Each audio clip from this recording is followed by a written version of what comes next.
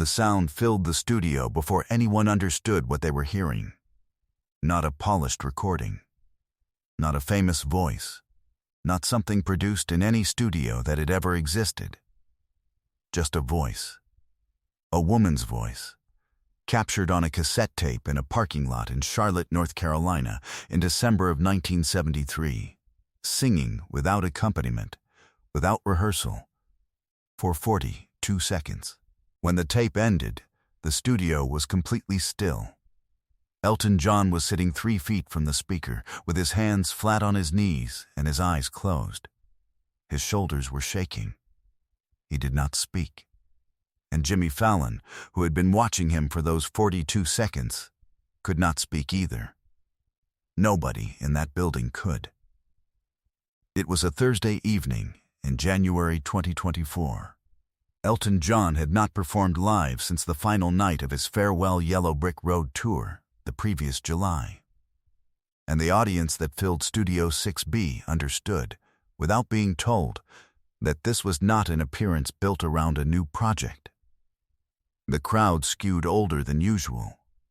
People in their 60s and 70s who had worn out copies of Goodbye Yellow Brick Road, who had driven hours to see the farewell shows because they knew they needed to, who had been listening to Elton John for so long that his voice had become part of the architecture of their interior lives. They had come because some appearances are not appearances. The Tonight Show's segment producer, who had been in live television for 16 years, said afterward that she had never had a pre-interview conversation quite like the one she had with Elton's team the week before the broadcast. Jimmy had been given one instruction, delivered through Elton's publicist. The tape goes on at some point during the interview. I'll tell him when I'm ready. 30 minutes into the conversation, Elton reached beneath the desk and produced a small zipper pouch. He placed it on the surface between them without explaining it. Then he unzipped it and removed a cassette tape. Not in a case. Not labeled with anything except 2 words in faded marker on a strip of masking tape across the top. Not preserved in any material that suggested someone had considered the importance of its preservation. Just the tape itself, plastic housing cracked along one edge, showing 50 years of being carried from one place to another. He held it in both hands for a moment. His hands were not entirely steady. Then he looked at Jimmy. "I want you to play this," he said. Jimmy reached beneath the desk for the cassette player that had been placed there 2 hours before the broadcast. He set it on the desk, opened it, and Elton placed the tape inside, with both hands, with the care of someone handling something that has not been touched in a very long time. Jimmy looked at him. "You sure?" he asked. Elton nodded once. Jimmy pressed play. The voice that came through the speaker was raw, unaccompanied, recorded outdoors. You could hear wind at the edges of it, the faint ambient sound of a parking lot at night. But the voice itself was something else entirely. The entire studio froze. 300 people held their breath. The roots did not move. Questlove's sticks rested on the edge of the snare drum and did not lift again. Jimmy had turned away from the cassette player and was watching Elton. Elton's eyes had closed. His hands were flat on his knees. For 42 seconds, the studio listened to a voice that had not been heard in 51 years. When the tape ended and the silence came back into the room, it took another 10 seconds before anything else happened. Then, Elton's shoulders began to move. His voice was barely above a whisper, but caught perfectly by his microphone. Rose. Just that name, and nobody in that studio, not the producers in the booth, not the director, not the audience, knew yet who Rose was. To understand what happened next, you need to understand what happened in 1973. Elton John wasn't always Elton John. Legend, farewell tour, the man who sold out every stadium on every continent for 50 years. In 1973, he was 26 years old, and still in December of 1973, Elton John was 11 months into the most successful year of his career. Goodbye Yellow Brick Road had come out in October. Crocodile Rock had sat at #1 in the United States for 3 weeks. He was playing sold-out theaters across the American South on a tour that was still human-scaled, close enough to the stage that you could see his face, intimate enough that a crowd of 1,400 felt like a conversation. On the third night, in Charlotte, North Carolina, the show at Ovens Auditorium ended just before 11. One of the 1,400 people in that building was a 22-year-old woman named Rose Calloway.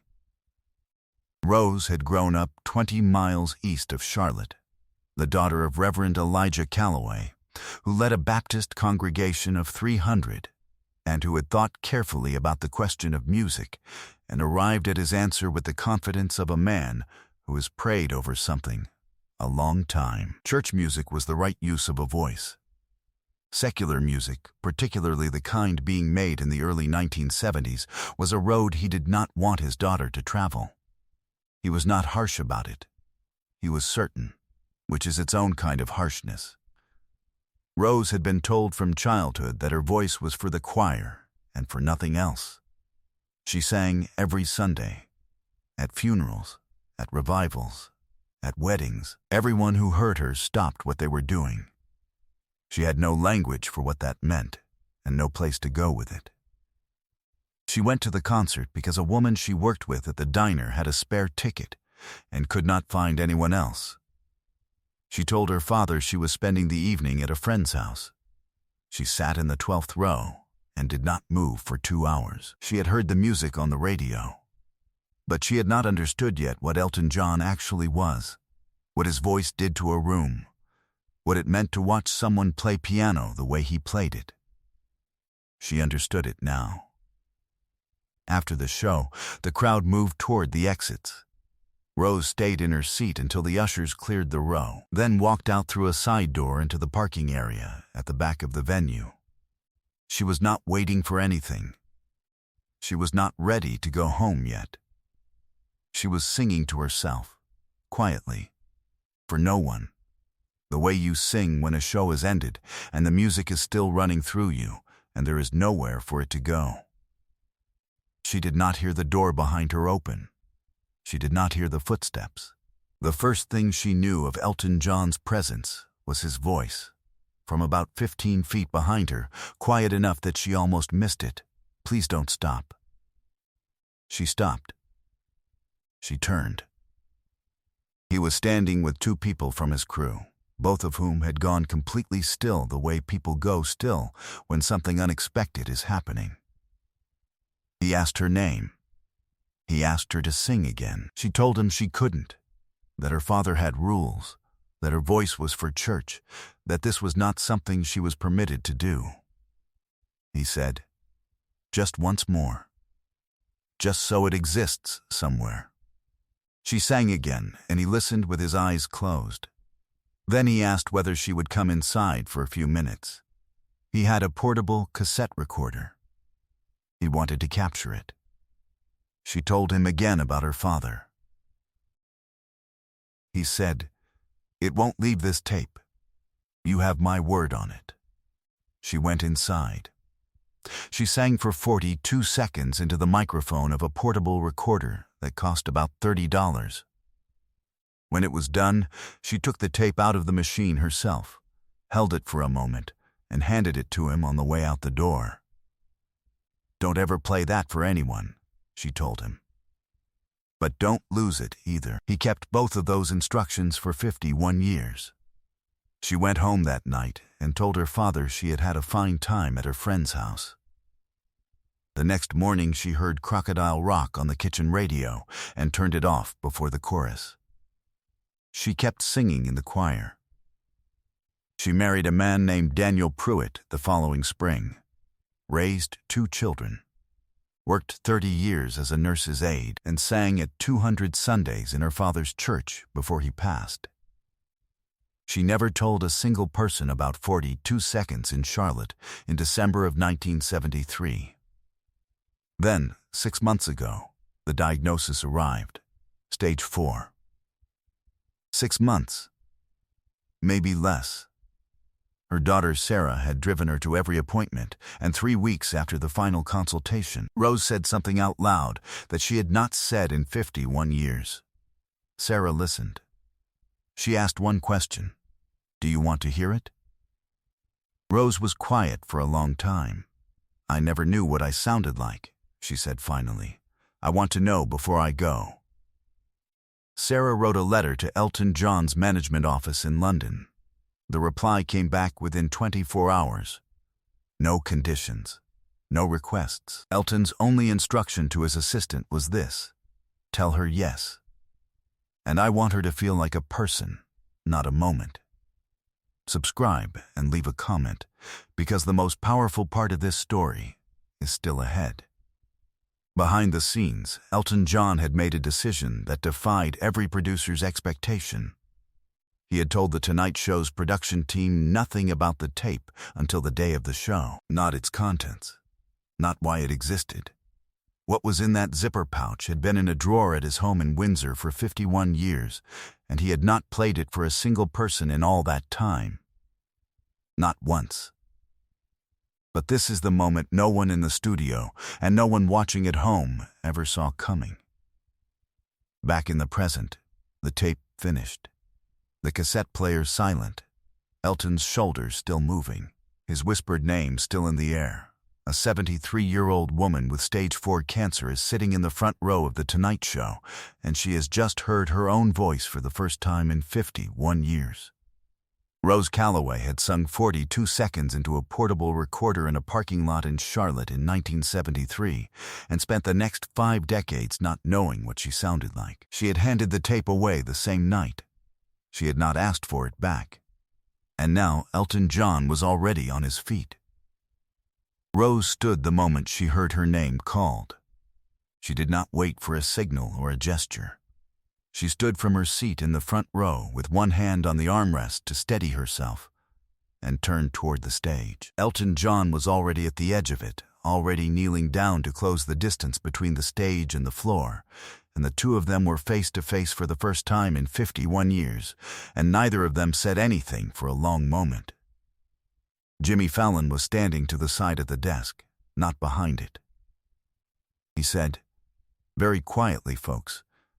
I think we need to let this happen." And then he said nothing else. Questlove stood from behind the drum kit. The director did not cut to commercial. The cameraman nearest the stage did not pull back a single inch. Elton reached back to the desk, lifted the cassette tape from the player, and held it out to Rose over the edge of the stage.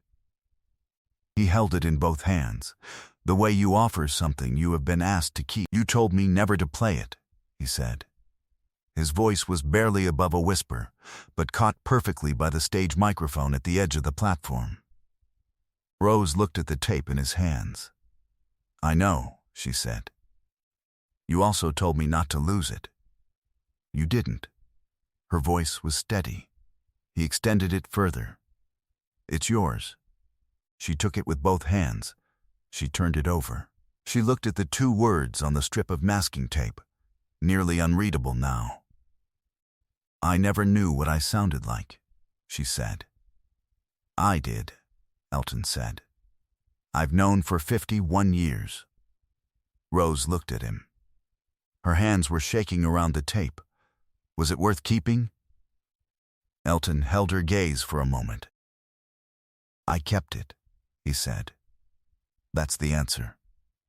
Jimmy had not moved from the edge of the stage. He was standing where he had stood since the tape ended, his hand over his mouth, not performing anything, just watching. The way you watch something you already know you will carry with you for a very long time. The standing ovation started somewhere in the middle of the audience and moved outward, row by row, the way a wave moves when it has nowhere left to go. Share and subscribe. Make sure this story is never forgotten. Rose Calloway passed away 9 weeks later, on a Thursday morning in March, at her daughter Sarah's home in Charlotte. She was 73 years old. The cassette tape was on the nightstand. Sarah had considered framing it, but Rose had asked her not to. She wanted to be able to hold it. The service was held at her father's old church, and the choir sang 5 hymns the way Reverend Calloway would have wanted. Sarah played the 42 seconds at the reception afterward, through a small speaker on the buffet table, and the room went quiet, the way rooms go quiet when they encounter something they were not prepared for. Elton John sent flowers and a handwritten note that Sarah has not shared. She said it was 3 sentences long. She said the last sentence was about a voice that had been waiting half a century to come home. A forbidden thing, kept long enough, becomes something else entirely. It becomes evidence.